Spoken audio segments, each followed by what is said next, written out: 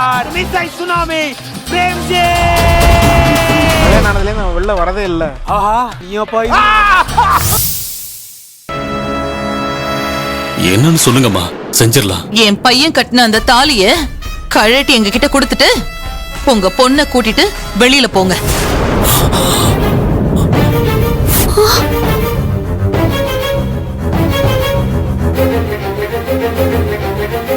அப்பதான் என் குடும்பத்தை புடிச்ச கெட்டது விலகும்.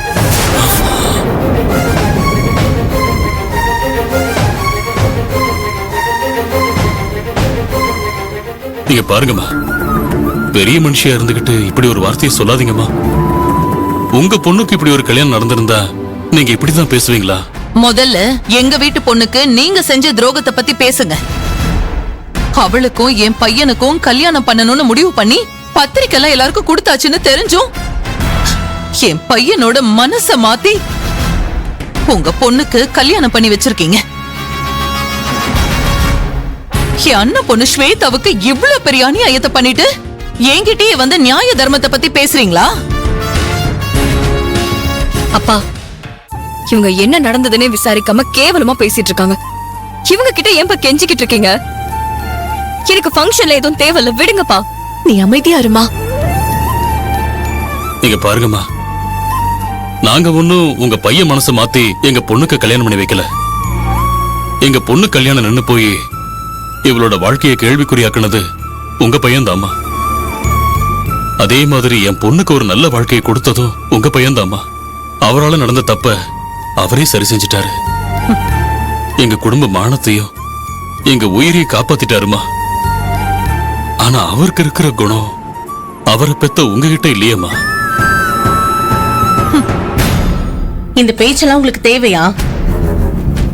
எதுக்காக அவங்க பொண்ணுக்கு ஃபங்க்ஷன் நடத்தக்கூடாதுன்னு இப்படி அடம் பிடிக்கிறீங்க? அவங்க விருப்பப்படி ஏதோ பண்ணிட்டு போட்டோம், விட.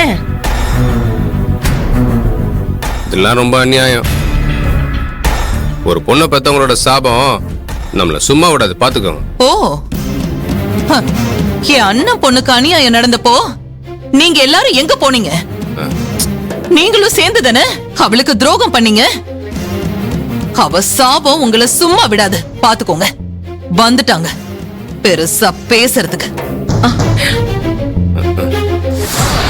அண்ணே, அக்கா, நீங்க ரெண்டு பேரும் கொஞ்சம் சும்மா இருக்கீங்களா? ஆமா, நீயும் பேசாத, எங்களையும் பேச விடாத. பாவம், மதியோட அம்மா அப்பா ஏதோ பிச்சைக்காரங்க மாதிரி இவங்க கிட்ட கெஞ்சிட்டு இருக்காங்க. அவங்களுக்கு என்ன தலையெழுத்தா? இதுக்குதான் நீ மதிய இந்த வீட்டு கல்யாணம் பண்ணிட்டு வந்தியா? வாய் திறந்து பேசு. இதுக்குதான் மதிய கல்யாணம் பண்ணிக்கிட்டு வந்தியா?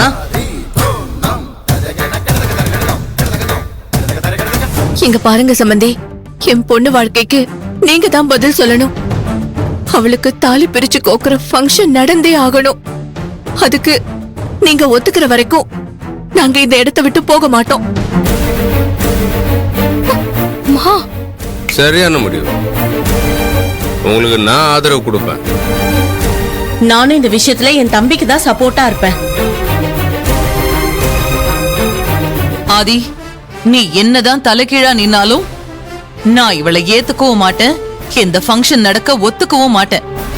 என்ன மீறி நீங்க கல்யாணம் பண்ணிக்கிட்டு வந்த மாதிரி என்ன மீறி இந்த வீட்ல தாலி கோக்குற ஃபங்க்ஷன் நடத்தணும்னு நினைச்சா அது என் பொணத்து மேலதான் நடக்கும்.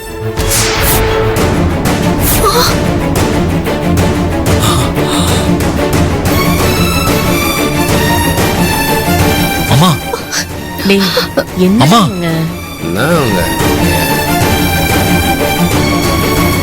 என்ன மாப்பிள்ளை இப்படி சொல்லிட்டு போறாங்க?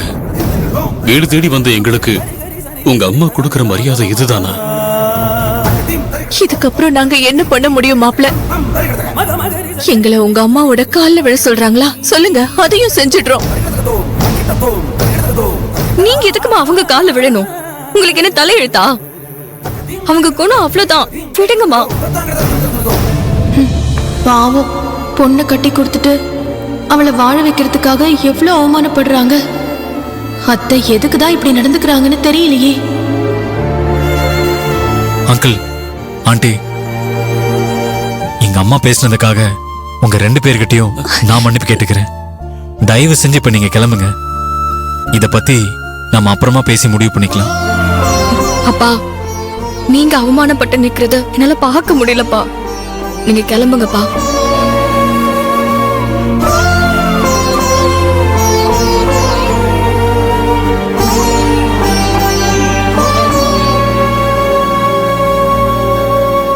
இன்னும் கொஞ்ச நாளைக்கு தான் ஆதி பொறுமையா இருப்பான். ஒரு நாளைக்கு அவனும் பொறுமையை இழந்து அம்மாவை எதிர்த்து பேசதான் போறான். அப்ப ஆதியை விட சௌந்தர்யா எவ்வளவு மேலுன்னு உனக்கு தோணும். அந்த நாளுக்காக தாம்மா நான் காத்துட்டு இருக்கேன்.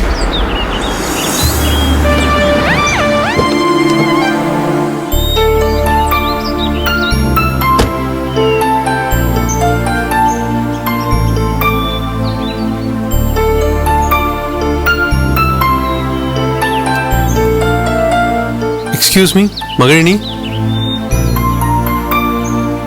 அட பைந்தமிழ் டாக்டரா? என்ன டாக்டர் எங்க வீட்டுக்கு வந்திருக்கீங்க? ரொம்ப ஆச்சரியமா இருக்கே. உள்ள வாங்க டாக்டர், வாங்க உட்காருங்க. இருங்க, நான் காஃபி போட்டுட்டு வரேன். ஐயோ அதெல்லாம் ஒண்ணும் வேணாம் பாட்டி, நீங்க முதல்ல உட்காருங்க. உட்காருங்க. இது நான் ஹாஸ்பிட்டல்ல இருந்து வீட்டுக்கு போற வழிதான் பாட்டி. அதான் போற வழியில உங்களை பார்த்து ஒரு குட் நியூஸ் சொல்லிட்டு போலான்னு வந்தேன். குட் நியூஸா? ஆமா, மகிழினி இல்லீங்களா? அவ வெளியில போயிருக்கா டாக்டர். ஓ சரி, இந்தாங்க புடிங்க. பாருங்க, உங்க பேத்தி மகிழினிக்கு எடுத்த டெஸ்ட்ல அவங்களுக்கு கேன்சரே இல்லைன்னு வந்துருச்சு.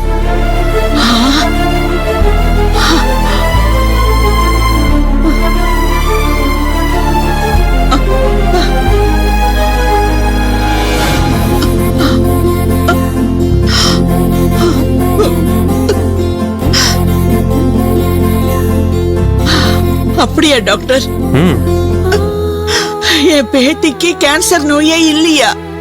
கடவுளே காப்பாத்திட்டப்பா. ரொம்ப சந்தோஷம் டாக்டர்.